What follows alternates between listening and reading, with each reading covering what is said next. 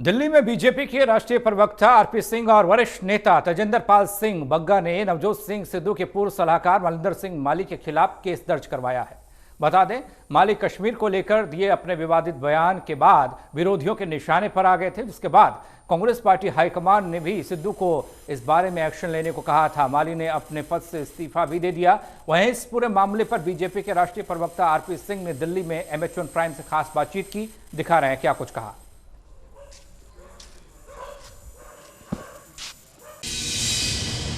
हमारे साथ बात करने के लिए मौजूद हैं भारतीय जनता पार्टी के राष्ट्रीय प्रवक्ता आरपी सिंह और युवा बीजेपी के नेता तेजिंदर पाल बग्गा, जिन्होंने राजेंद्र नगर थाने में शिकायत दी है। तेजिंदर, ये बताइए कि हालांकि माली का इस्तीफा हो गया है सलाहकार पद से, लेकिन आपने क्या शिकायत दी है? देखिए, अभी तक इस्तीफा एक तो मंजूर हुआ नहीं है। 13 अगस्त को मलिंदर सिंह माली ने बयान दिया। 15 दिन तक कांग्रेस चुप थी। मैं कहना चाहता हूँ, ये कांग्रेस की विचारधारा है जो राष्ट्रद्रोह की बात करती है। जो उन्होंने कहा कि कश्मीर भारत का हिस्सा नहीं है, इस तरह की विचारधारा कांग्रेस पहले भी दिखाती रही है। सोनिया गांधी जी का बाटला हाउस में आतंकवादी मरते हैं तो रात को नींद नहीं आना, कांग्रेस के राष्ट्रीय महासचिव दिग्विजय सिंह जी का आजमगढ़ में आतंकवादियों के घर जाना। तो कांग्रेस हमेशा आतंकवादियों का और देश का बंटवारा करने वालों का, देश के खिलाफ बोलने वालों का समर्थन करती रही है। और सोनिया जी और राहुल जी की चुप्पी ये दर्शाता है कि उनमें ये सहमति थी। लेकिन जिस तरीके से मनीष तिवारी और बाकी सारे कांग्रेस के नेता, हरीश रावत, सब ने कंडेम किया उनके स्टेटमेंट को। देखिए, वो सरकार में थे। अगर आप सरकार में है तो आपका कंडेम करना नहीं है, आप उनको निकाल सकते थे, आप उनके ऊपर कार्रवाई कर सकते थे। ये खाना पूर्ति से काम करने चलने वाला नहीं है। अगर आपकी सच्ची मंशा होती तो आप उस पर कार्रवाई करते।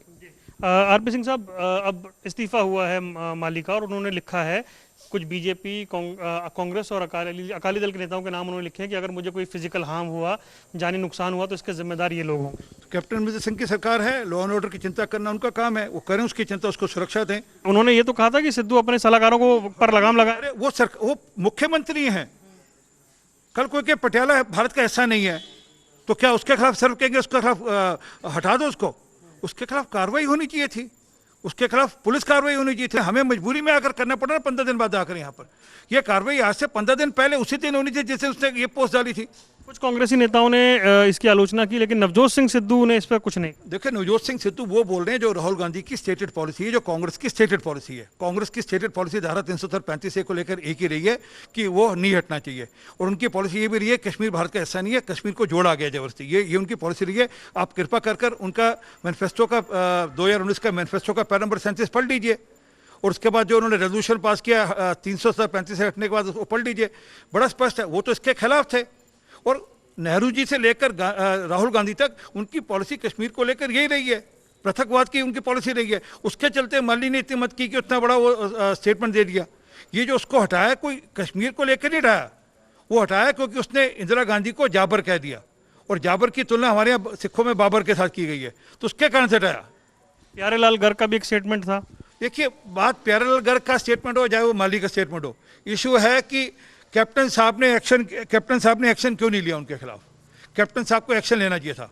कैप्टन साहब को उनके खिलाफ पुलिस कार्रवाई करनी चाहिए थी, उनके खिलाफ FIR दर्ज कराना चाहिए था, उनके खिलाफ मुकदमा दर्ज करना चाहिए, जो हमें दिल्ली में आकर मजबूरी में करना पड़ा। और ये जो एक्शन भी हुआ इसलिए हुआ कि तेजिंदर ने सुबह आज 10 बजे एक मीडिया में मैसेज सर्कुलेट कर दिया, जिसके चलते हुए 12 जो उसका इस्तीफा लिया है।